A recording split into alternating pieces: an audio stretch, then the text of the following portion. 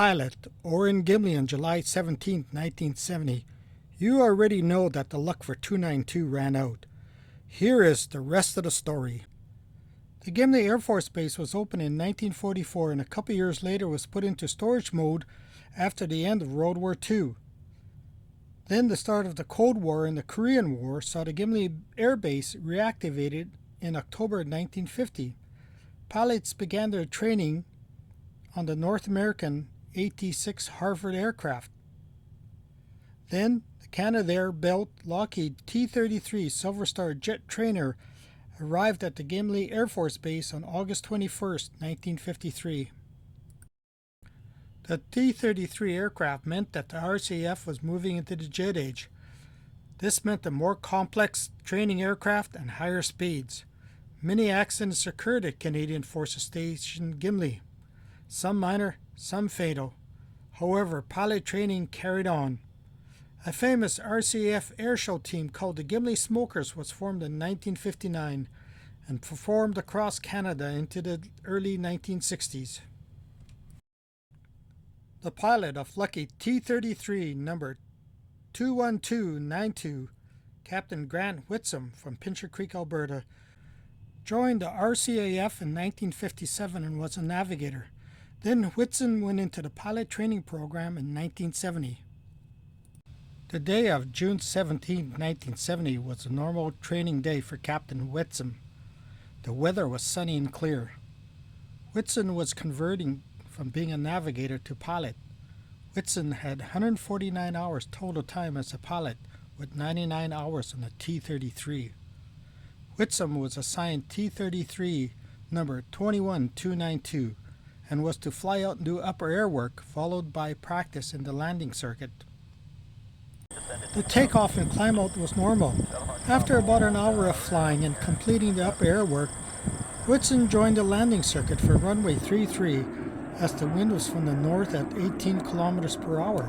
As Whitson was turning base leg to final, he noticed a formation of T-33s on the runway ahead of him.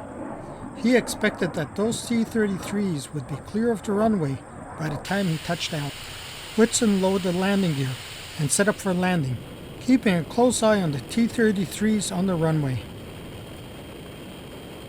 Whitson could see that the T-33s were not going to be clear of the runway for his landing. The tower called for an overshoot, and Whitson would have to go around and get into the landing pattern once again. Whitson set up for a missed approach. He raised the air brakes, added power, and moved the lever to raise the landing gear. As the landing gear was going up, his control stick jammed.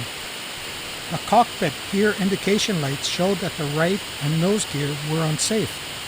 Whitson began a climbing turn. At 1,700 feet and in a 30-degree bank, the control column stiffened, and Whitson was unable to neutralize the ailerons. The hydraulic pressure gauge indicated 200 psi. The bank angle increased to 60 degrees, and the control column became sloppy and unresponsive. As the bank angle reached 90 degrees, Whitson declared an emergency. The nose of the jet fell below the horizon, and Whitson decided to eject. Whitson felt a kick in the pants, and the canopy disappeared above him. As he hit the windblast, Whitson experienced a momentary grayout. Then, regaining his vision, he saw 21292 pass above him and to the left. Whitson parachuted to safety and landed in a farmer's hayfield northeast of the airbase. But the gremlins were not done with Whitson's jet 21292. After the ejection, the jet leveled off and flew for another 15 to 20 minutes, flying out towards Fraserwood and turning back to Gimli. An eyewitness said the jet did this pattern twice and was slowly heading back to Gimli when the engine ran out of fuel and quit. The jet settled into a shallow glide, heading southeast back to Gimli. The Gimli townsfolk watched in horror, not knowing where the jet would crash. They could see it coming in from the northwest, and it was going to hit the ground. Crunch! The jet smashed into the yard of North American Lumber on the southeast corner of Highway 9 and Center Street. Mike Paluca was the lumberyard truck driver that day. Mike forgot an item in the office and went back for it. Seconds later, 21292 slammed into the lumberyard. Ken Sylvester, the yard foreman, yelled, "Mike, what did you do?" Amazingly, there was no explosion because 21292 had run out of fuel. Amazingly, 21292 just narrowly missed crashing into the huge above-ground bulk fuel tanks of Shell Oil. This would have been a disaster. You can see the fuel tanks in the photo.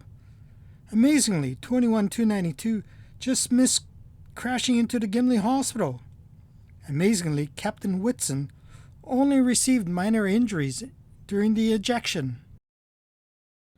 The crash of 21292 was front-page news. Today, North American lumber is gone. A Co-op gas station is now on the corner. Captain Whitson continued on in the Air Force. He later went on to fly helicopters and had a fulfilling, successful 37-year career in the Air Force. Grant Whitson remained passionate about the Air Force in his retirement years.